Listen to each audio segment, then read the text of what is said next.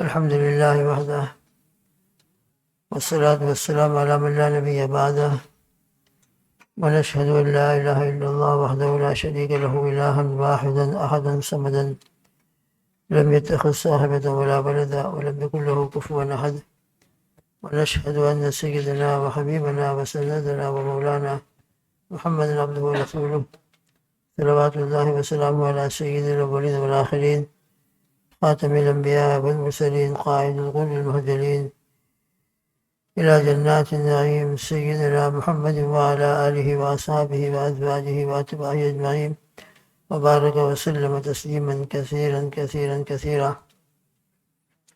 أما بعد فأعوذ بالله من الشيطان الرجيم. بسم الله الرحمن الرحيم. الحمد لله رب العالمين الرحمن الرحيم. صدق الله العظيم وصدق رسوله النبي الكريم ونحن على ذلك لمن الشاهدين والشاكرين والحمد لله رب العالمين. بزرگان محترم، عزیز دوست بزرگوں، سورہ فاتحہ کی دوسری جو آیت شریفہ ہے الرحمن الرحیم، جس میں اللہ سبحانہ و تعالیٰ کی صفت رحمت کا تذکرہ ہے، اسی صفت رحمت کے تذکرے کے ضمن کے اندر الحمدللہ اللہ کی توفیق سے کچھ باتوں کا تذکرہ ہوا ہے. اللہ اس کے جو کوتاہی ہے اس کو معاف فرمائے، اور جو صحیح بات زبان سے اللہ نے کہلوا دی ہو اس پر ہم سب کو عمل کی توفیق عطا فرمائے. تو بہرحال اللہ کی رحمت بہت وسیع ہے، اتنی وسیع ہے کہ جس کی کوئی انتہا نہیں. اس لیے کسی بھی حالت کے اندر انسان کو چاہے جیسی بھی حالت آ جائے، اللہ کی رحمت سے کبھی نا امید نہ ہونا چاہیے. حضرت یعقوب علیہ السلام نے جب یوسف علیہ السلام اور ان کے بھائی بنیامین وہ بھی نظروں سے غائب ہو گئے تھے، ان کے بھائیوں سے یہ فرمایا تھا کہ تم جاؤ تلاش کرو اور یوسف اور ان کے بھائی بنیامین کے بارے میں تحقیق کرو، اور کبھی نا امید مت ہونا. انہ لا ییأس من روح اللہ الا القوم الکافرون. اللہ کی رحمت سے وہی نا امید ہوتا ہے جو کافر ہے، جو اللہ کو جانتے ہی نہیں ہے، اللہ سبحانہ وتعالیٰ پر اس کا یقین ہی نہیں ہوتا ہے، لہذا وہ تو نا امید ہو جاتا ہے.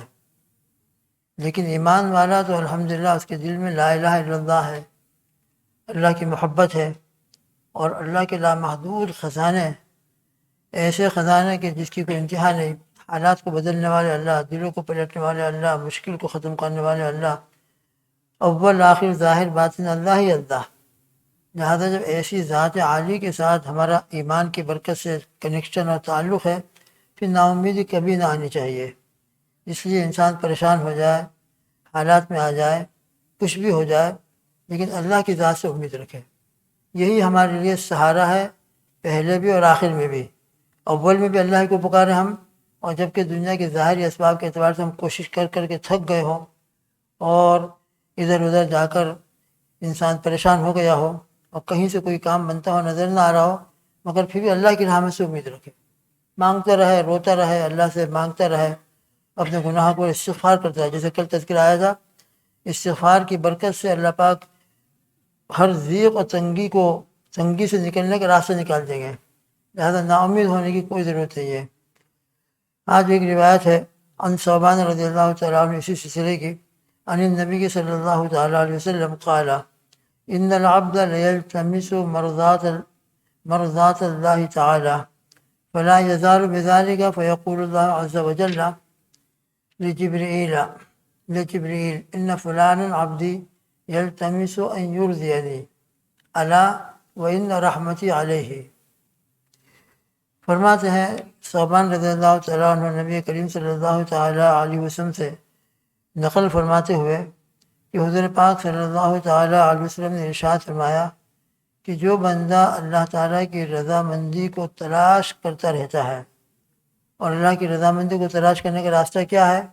یہی راستہ ہے کہ اللہ کی جو شریعت ہے، نازل کیا ہوا دین ہے، فرائض ہیں، واجبات ہے، سنتیں ہیں، اور آداب و مستحبات ہے، اور دوسری طرف جو بچنے کی چیزیں ہیں، حرام چیزوں سے بچنا، گناہوں سے بچنا، مکروہات سے بچنا، ان تمام چیزوں سے بچنا. اور ان سب کا مقصد کیا ہوتا ہے؟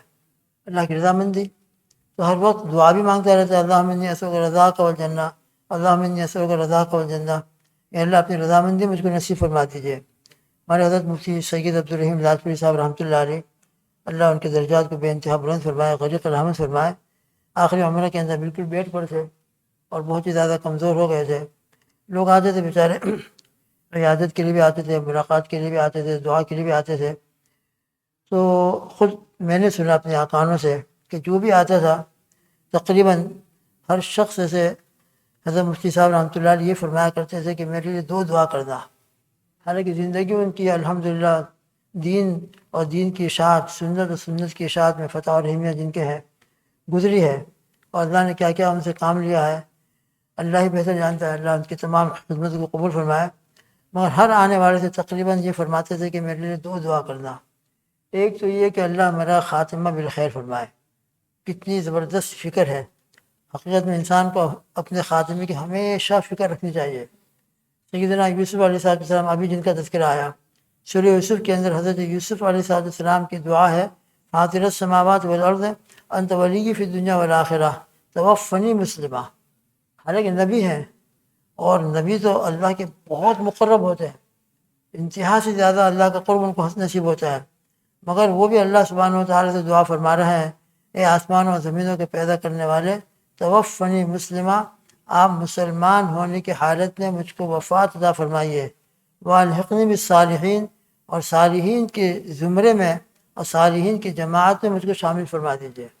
اس سے اندازہ لگایا جا سکتا ہے کہ انسان کو اپنی پوری زندگی میں ہمیشہ اپنے خاتمے کی اور اپنی موت کی فکر رہنی چاہیے، اور ہمیشہ اللہ تعالیٰ سے دعا کرتے رہنا چاہیے کہ اللہ ایمان کی حفاظت فرما اور خاتمہ بالخیر، ایمان کے اوپر موت عطا فرما۔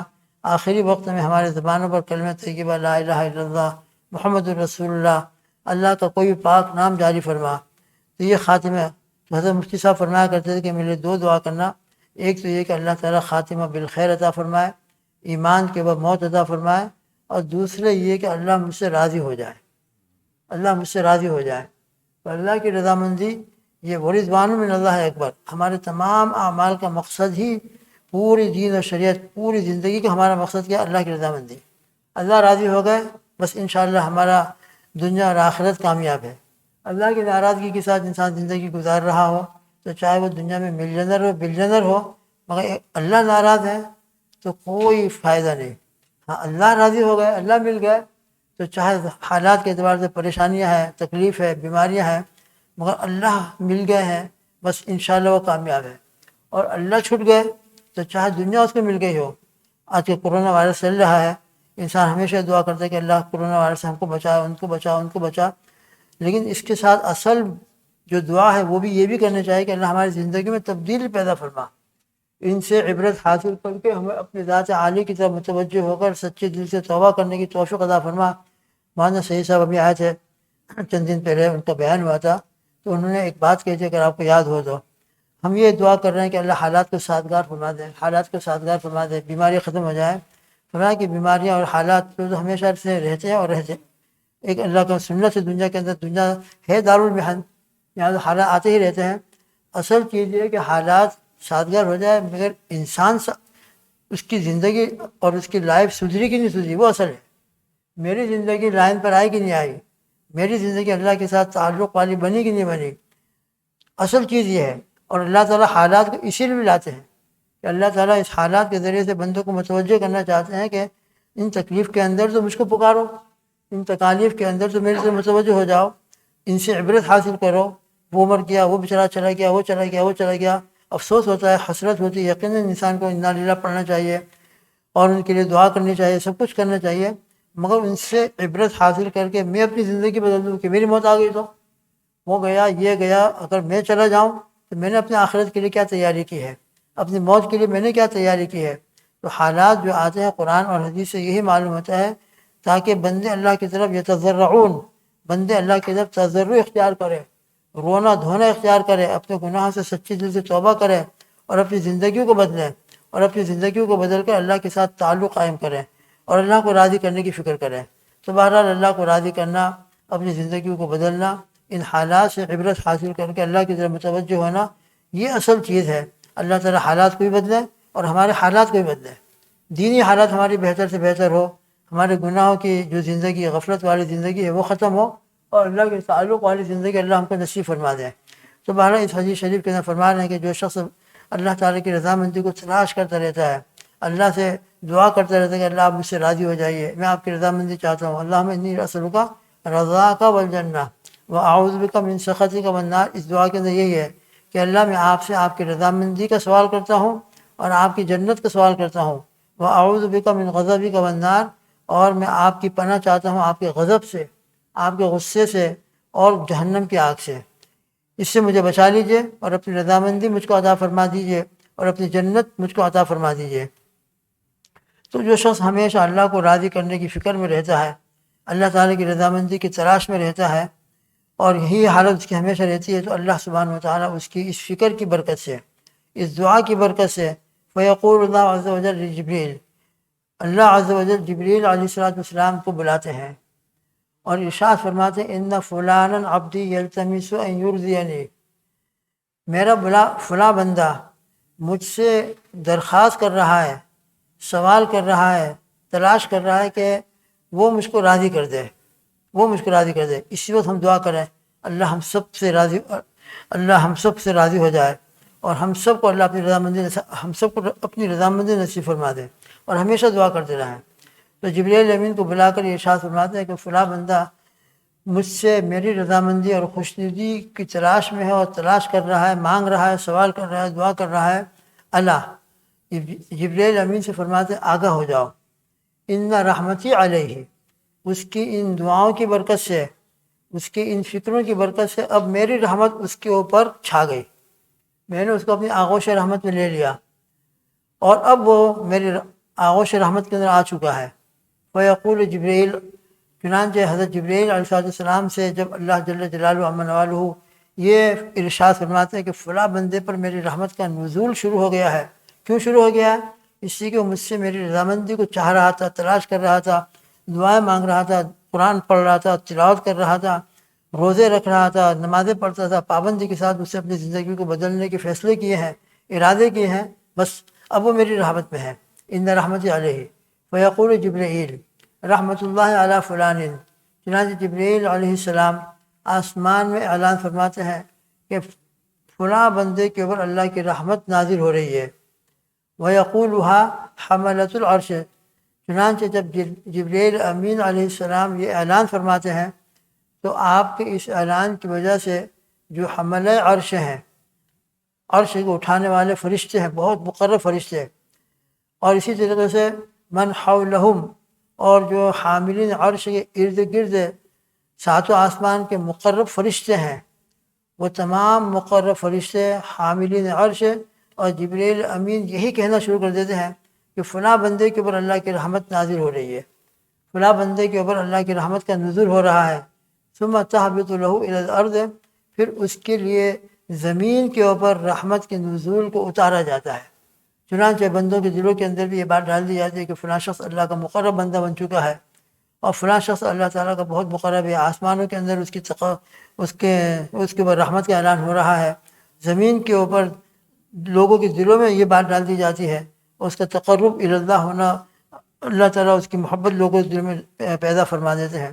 اسے دوستوں بزرگوں کو ہمیشہ ہم اللہ کی مغفرت کو چاہتے رہیں، اللہ تعالیٰ سے رحمت کی دعائیں کرتے رہیں، تو انشاءاللہ ضرور بھی ضرور اللہ تعالیٰ یہ نتیجہ نصیب فرماتے ہیں، اور پھر انسان اللہ کا بہت مقرب ہو جاتا ہے، ہمیشہ اللہ کی رحمتوں میں وہ رہتا ہے، اور آسمان کے فرشتے مقربین الہی اور ملائکہ مقربین جبرائیل امین اس کے لیے رحمت کی دعائیں کرتے ہیں، اور اللہ کی رحمت کے اعلانات فرماتے ہیں۔ اللہ مجھ کو اور آپ کو ان کی قدر نصیب فرمائے۔ تو دوستوں بزرگوں ابھی آج رات سے جو اب راتیں شروع ہو رہی ہیں، بہت مبارک راتیں ہیں، عشر اخیرہ شروع ہو رہا ہے، مغفرت کا عشرہ پورا ہو رہا ہے، اللہ تعالیٰ ہم سب کی مغفرت فرما دے۔ اب آخری عشرہ عتق من النار کا ہے، جہنم سے آزادی کا۔ اگر ہم نے جیسے 20 دن گزارے اور زیادہ محنت کریں، جیسے کہ حضور پاک صلی اللہ تعالی وسلم جب یہ راتیں شروع ہوتی تھی تو ام المؤمنین عائشہ صدیقہ رضی اللہ عنہ فرماتی ہیں کہ جو مجاہدہ آپ پہلے فرماتے تھے اس سے زیادہ مجاہدہ، اس سے زیادہ عبادتیں ان راتوں میں فرماتے تھے، اور فرماتے تھے کہ جب یہ راتیں شامل ہوتی تھی، شروع ہوتی تھی تو احیا لیلہ و ایقظ اہلہ، خود نبی کریم صلی اللہ تعالی وسلم پوری رات بیدار رہتے اور اپنے گھر والوں کو بھی بیدار فرماتے. اس لیے اب یہ راتیں آج سے جو شروع ہو رہی ہے، ایسے تو لیلۃ القدر کے بارے میں آتا ہے کہ تم اس کو طاق راتوں میں تلاش کرو، مگر طاق راتوں کے سوا دوسری راتوں کے اندر ہم تلاش کریں. طاق راتیں کون سی ہوں گی؟ آپ 21، 23، 25، 27، 29.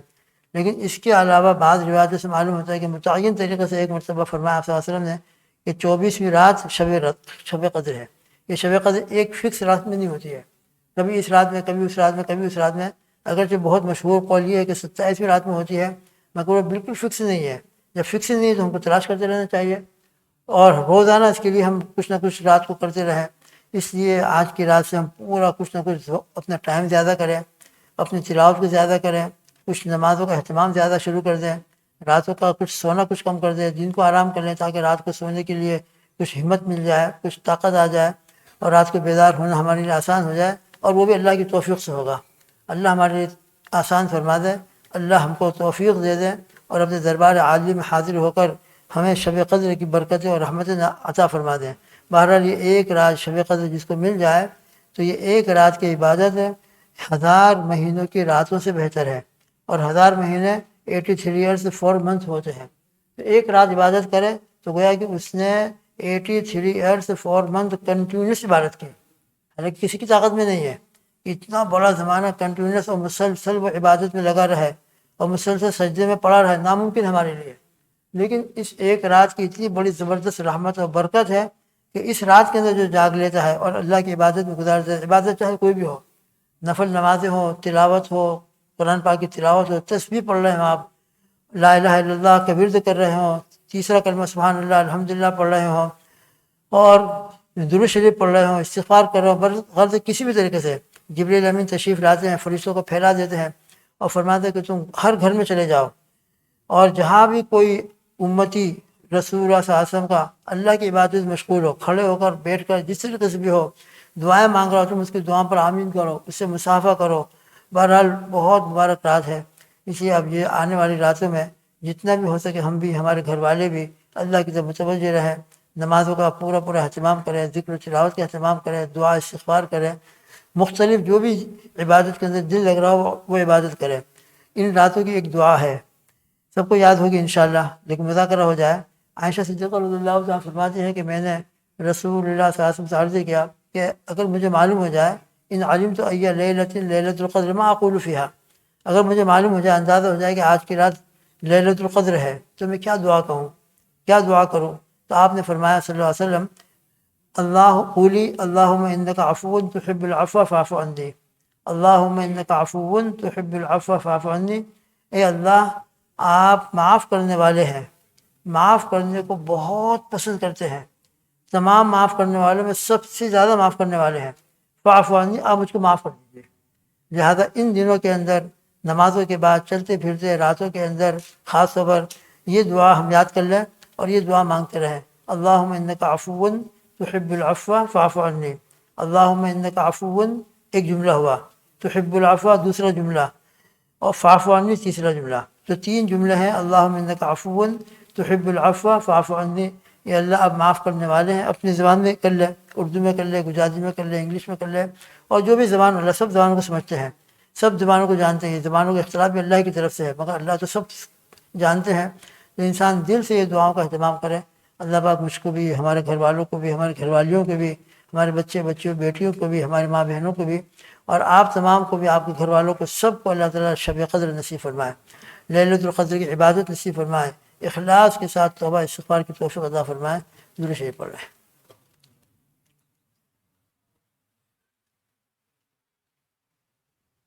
بسم اللہ الرحمن الرحیم، الحمد للہ رب العالمین والعاقبۃ للمتقین والصلاۃ والسلام علی سید الاولین والآخرین امام الانبیاء والمرسلین قائد الغر المحجلین سیدنا محمد وعلی آلہ واصحابہ وازواجہ اجمعین. اللہم انا نسألک بأننا نشہد انک انت اللہ لا الہ الا انت الاحد الصمد الذی لم یلد ولم یولد ولم یکن له کفوا احد. اللهم ربنا ظلمنا أنفسنا وإن لم تغفر لنا وترحمنا لنكونن من الخاسرين. اللهم إنا نسألك برحمتك التي وسعت كل شيء أن تغفر لنا ذنوبنا.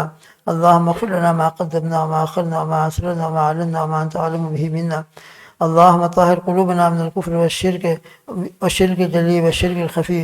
اللهم طهر قلوبنا اللهم طهر قلوبنا من الشرك. اللهم طهر قلوبنا من النفاق. اللهم طهر قلوبنا من الكفر وأعمالنا من الرياء وألسنتنا من الكذب وأعيننا من الخيانة فإنك تعلم خائنة الأعين ما تخفي الصدور. اللهم إنا نسألك رضاك والجنة.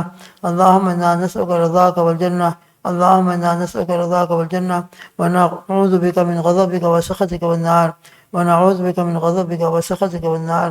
اللهم حبب إلينا الإيمان وزينه في قلوبنا وكره إلينا الكفر والفسوق والعصيان.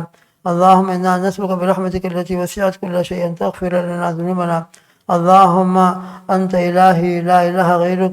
اللهم أنت إلهنا لا إله غيرك.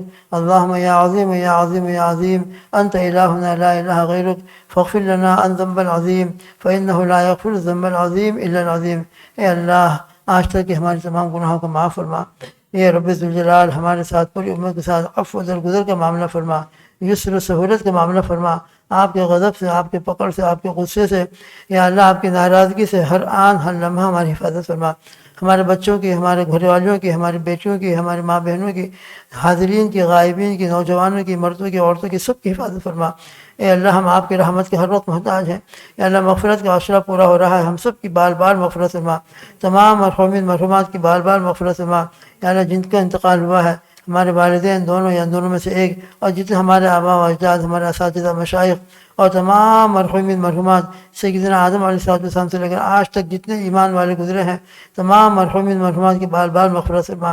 جو زندہ ہیں یا اللہ ان تمام کو ایمان پر استقامت عطا فرما. اے اللہ سچے دل سے توبہ کرنے کی توفیق عطا فرما. اے اللہ بہت مبارک راتیں شروع ہو رہی ہے. لیلۃ القدر ہم سب کو عطا فرما. روزانہ اہتمام کے ساتھ آپ کی طرف متوجہ ہو کر راتیں گزارنے کی توفیق عطا فرما. اے اللہ ما توفیق الا باللہ آپ کی توفیق کے بغیر اور آپ کی ہمت دلائے بغیر کچھ نہیں ہو سکتا. ہم آپ ہی سے توفیق مانگتے ہیں. اللہ ہمارے لیے آسان فرما. قیام اللیل آسان فرما. تراویح کو آسان فرما. دعا کرنا آسان فرما. یا اللہ ذکر و تلاوت کو دل و محبت کے ساتھ کرنے کی توفیق عطا فرما. ہمارے دلوں پر سے تمام قدرتوں کو ختم کر فرما. ہمارے تمام نوجوان بچے اور بچوں کو ہدایت عطا فرما. جو مسجدوں میں آ رہے ہیں یا اللہ مسجد میں آنا شروع کیا ہے رمضان کی برکت سے ان کو ہمیشہ ہمیشہ مسجد میں آنے والا بنا دے.